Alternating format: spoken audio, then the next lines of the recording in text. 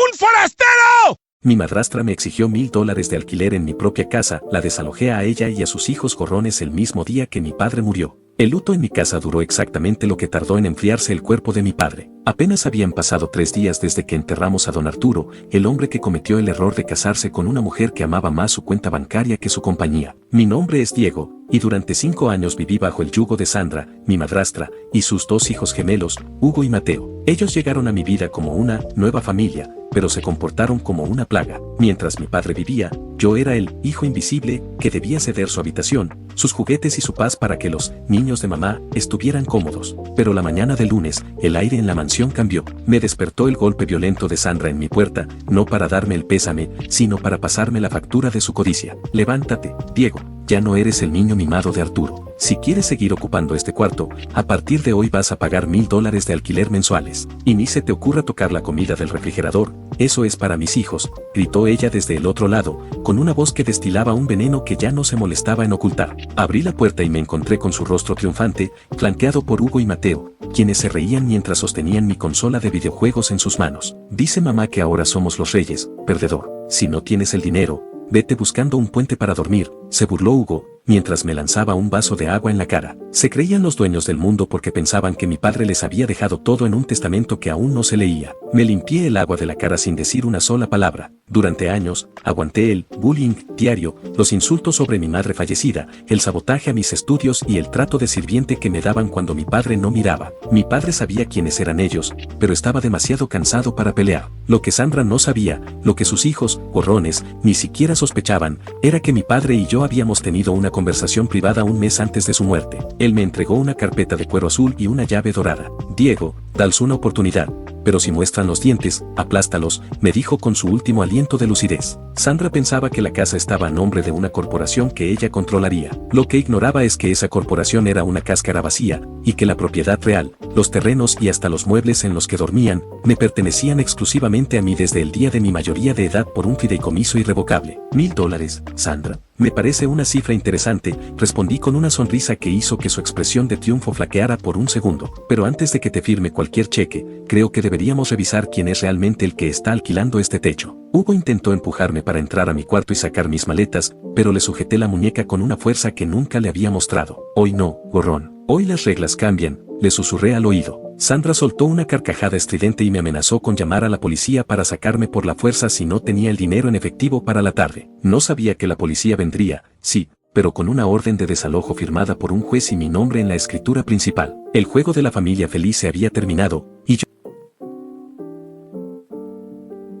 estaba a punto de cobrar cada insulto, cada golpe y cada lágrima con un interés que los dejaría en la calle antes de que el sol se ocultara. Sandra no esperó ni una hora. Al mediodía, ya estaba en la sala principal, sentada en el sillón de terciopelo que perteneció a mi madre, con una copa de vino en la mano y una lista de reformas que quería hacerle a la mansión. Hugo y Mateo, esos 2 parásitos que nunca habían sostenido una herramienta en su vida, estaban en el segundo piso, arrastrando mis cajas de libros y ropa hacia el descanso de la escalera. Venga, Diego, que el camión de la basura pasa a las 4, gritaba Hugo entre carcajadas, mientras lanzaba mi trofeo de debate de la secundaria por el barandal, viéndolo romperse en 1000 pedazos contra el suelo de la entrada. Sandra ni siquiera se inmutó, simplemente me miró con una sonrisa de tiburón y señaló un contrato de arrendamiento redactado a mano sobre la mesa de centro. Firma aquí, Diego. $1000 por el cuarto del fondo, el pequeño, el que da al jardín. Los otros 1000 son de depósito. Si no firmas, mis hijos tienen instrucciones de poner tu cama en la acera ahora mismo, sentenció ella, dándole un sorbo a su vino como si estuviera celebrando una victoria de estado. En ese momento, sonó el timbre. No era el camión de la basura. Era el licenciado Estrada, el abogado de toda la vida de mi padre, un hombre que no se dejaba impresionar por las joyas falsas de Sandra. Entró con un maletín negro y una expresión de piedra. Sandra se levantó de un salto, fingiendo un llanto de viuda desconsolada. ¡Ay, licenciado! ¡Qué bueno que llega! Este muchacho se niega a aceptar las nuevas reglas de la casa ahora que mi Arturo no está. Estrada ni siquiera la miró. Caminó directo hacia mí y me estrechó la mano con un respeto que hizo que a Sandra se le cayera la copa de la mano. Diego, tal como lo solicitaste, aquí están los documentos originales del fideicomiso, Arturo e hijo, dijo el abogado, colocando una carpeta azul sobre la mesa. Sandra se lanzó sobre los papeles, gritando que ella era la esposa, que ella tenía derechos, que el testamento decía otra cosa, pero sus manos temblaron cuando leyó la primera primera página. No era un testamento ordinario. Era una transferencia de propiedad irrevocable ejecutada 3 años atrás. Sandra, parece que no leíste la letra pequeña de tu acuerdo prenupcial, dije, acercándome a ella mientras sentía como el aire en la habitación se volvía gélido para ella. Esta casa, los vehículos que manejas e incluso la cuenta de ahorros donde depositas tu pensión están a nombre de una empresa cuya propiedad es 100% mía. Mi padre te dio un techo mientras él vivió, pero tú acabas de romper la única regla que él te puso, tocar a su hijo. No solo no te voy a pagar $1000, sino que tú, Hugo y Mateo, tienen exactamente 2 horas para sacar sus cosas antes de que los guardias de seguridad privada que ya están en la puerta los saquen por la fuerza. El alquiler se acabó, Sandra. Y la hospitalidad, también. La cara de mi madrastra pasó del rojo de la furia al blanco del terror absoluto al ver que el niño invisible acababa de borrarla del mapa con un solo folio de papel notariado. Sandra se quedó petrificada, con el contrato de alquiler que ella misma había redactado arrugado en su mano derecha. Sus ojos, antes llenos de una arrogancia real, ahora bailaban frenéticamente sobre las cláusulas del fideicomiso que el licenciado Estrada mantenía abierto sobre la mesa. Pero sus hijos, alimentados por años de impunidad y una estupidez galopante, no aceptaron la derrota tan rápido. Hugo llegó al final de la escalera hecho una furia, con el rostro rojo y las venas del cuello a punto de estallar. ¿Crees que un papelito nos va a sacar de nuestra casa?, rugió, lanzándose hacia mí con el puño cerrado, ese mismo puño que tantas veces usó para golpearme en las costillas cuando mi padre no miraba. Pero esta vez, yo no era el saco de boxeo de la familia. Me hice a un lado con una calma que lo descolocó, y antes de que pudiera recuperarse, la puerta principal se abrió de par en par. No entró el camión de la basura,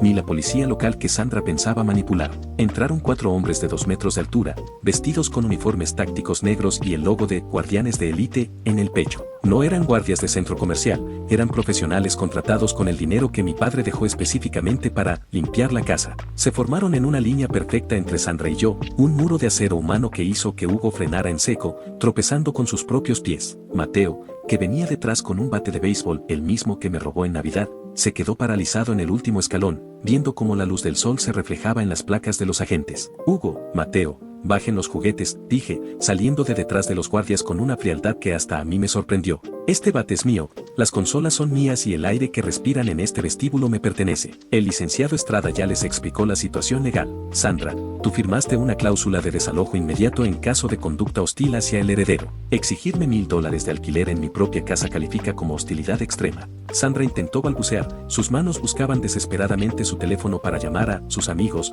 pero yo ya me había adelantado. Había cancelado sus líneas adicionales esa misma mañana. Tienen exactamente 90 minutos, añadí, mirando mi reloj de Pelcere. Los guardias los escoltarán a sus habitaciones. Solo pueden llevarse ropa y artículos de higiene personal. Todo lo que compró mi padre, desde las computadoras hasta los perfumes de diseñador, se queda aquí como garantía por los daños que le hicieron a mi propiedad. Si intentan esconder algo, saldrán esposados. Hugo, si vuelves a levantarme la mano, el oficial aquí presente tiene órdenes de reducirte. Mateo, suelta el bate, o será lo último que sostengas en esta casa. El silencio que siguió fue absoluto, roto solo por el sollozo ahogado de Sandra, quien finalmente entendió que los $1000 que me pidió fueron el clavo final en el ataúd de su vida de lujos. Los gorrones estaban a punto de conocer el frío de la acera. Los 90 minutos empezaron a correr como una cuenta regresiva hacia la nada. Bajo la vigilancia de los guardias, Sandra y los gemelos subieron a sus habitaciones, pero ya no caminaban como los dueños de la mansión, subían con los hombros hundidos, escoltados como criminales en su propia casa. Hugo y Mateo intentaron meter sus consolas y computadoras en bolsas de basura, pero cada vez que tocaban algo que no era ropa, el oficial de seguridad les ponía una mano en el pecho y les señalaba el suelo. Eso se queda, decía el guardia con una voz de piedra. Ver la cara de impotencia de Hugo, el mismo que ayer me escupió en el desayuno, era el mejor pago que podía recibir. Pero la verdadera sorpresa estaba en la habitación de Sandra. Mientras ella empacaba frenéticamente sus vestidos de seda, uno de los guardias notó un bulto extraño bajo el colchón de la cama king size. Con un movimiento rápido, el oficial levantó el pesado colchón y lo que apareció allí hizo que el licenciado Estrada se ajustara las gafas con indignación. Eran 3 cajas de seguridad de mi padre y el joyero de esmeraldas que perteneció a mi madre biológica, ese que ella juró que se había perdido en la mudanza hace 3 años. Sandra se lanzó sobre las joyas, gritando que eran regalos, que ella tenía derecho a una compensación por sus años de servicio al lado de un hombre mayor. ¿Servicio, Sandra? Yo lo llamaría saqueo, dije, entrando en la habitación y tomando el collar de esmeraldas de mi madre de sus manos temblorosas. Este collar no es un regalo, es una reliquia familiar que mi padre dejó específicamente para mi futura esposa en el fideicomiso. Escondiéndolo bajo el colchón, acabas de pasar de un desalojo civil a un intento de robo agravado. El color desapareció del rostro de mi madrastra. Sabía que si yo presentaba cargos, su salida de la mansión no sería hacia un hotel, sino hacia una celda. Oficial, asegure todas las joyas y las cajas de seguridad, ordené, mirando fijamente a Sandra. Por cada minuto que sigan aquí, el inventario de lo que pueden llevarse se reduce. Hugo, Mateo, dejen de intentar esconder mis relojes en sus calcetines. Los escáneres en la puerta principal no perdonan. Bajaron las escaleras cargando maletas de tela baratas, llenas solo con la ropa que pudieron meter a toda prisa. Los vecinos, que siempre sospecharon del trato que me daban, ya estaban en sus jardines, mirando con curiosidad el despliegue de seguridad. El espectáculo estaba listo para el acto final, poner a los gorrones en la acera, justo donde empezaba su nueva vida de realidad y trabajo. El reloj de la estancia marcó la hora señalada con una campanada que sonó a martilazo de juez. Los 90 minutos de gracia se habían esfumado. Hugo y Mateo bajaron el último tramo de la escalera cargando bolsas de lona rotas, sus rostros antes llenos de una arrogancia violenta ahora estaban desencajados, mirando al suelo para evitar encontrarse con mi mirada. Sandra venía detrás, aferrada a un bolso de imitación, con el rímel corrido manchándole las mejillas y el orgullo hecho jirones. Ya no era la dueña de la mansión, era una intrusa capturada en pleno saqueo. Los guardias se formaron en dos filas, creando un pasillo humano que los conducía directamente hacia la salida, hacia esa libertad que ellos tanto me habían presumido cuando pensaban que yo sería el desahuciado. Caminé detrás de ellos hasta el umbral de la puerta principal,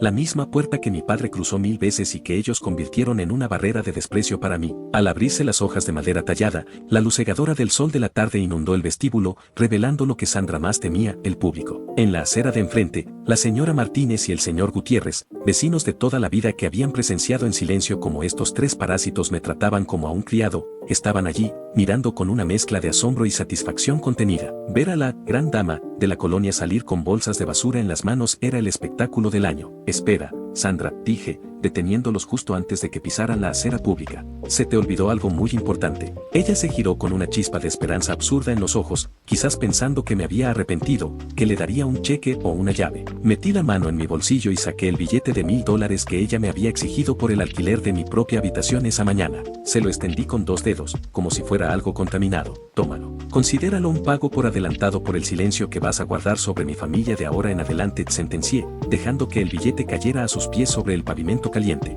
Úsalo bien, porque es lo último que vas a recibir de este apellido. Hugo, Mateo, espero que hayan aprendido a usar una SQV, porque a partir de mañana, nadie les va a regalar ni el aire que respiran. Sandra se agachó para recoger el dinero entre sollozos, mientras sus hijos la apuraban para subir al viejo taxi que los esperaba, un vehículo desvencijado que contrastaba con los autos de lujo que aún brillaban en mi cochera. Giré sobre mis talones y regresé al interior de mi casa. El licenciado Estrada me miró con un asentimiento de respeto profesional. Los guardias cerraron las puertas dobles con un estruendo metálico que selló el pasado. Por primera vez en 5 años, el aire en la mansión se sentía limpio, sin el rastro de su perfume barato y sus risas crueles. Me quedé solo en el gran vestíbulo, rodeado de un silencio que ya no era opresivo, sino sagrado. Había recuperado mi hogar, mi dignidad y mi futuro, dejando a los gorrones justo donde pertenecían, en la calle, mendigando la compasión que ellos nunca tuvieron conmigo.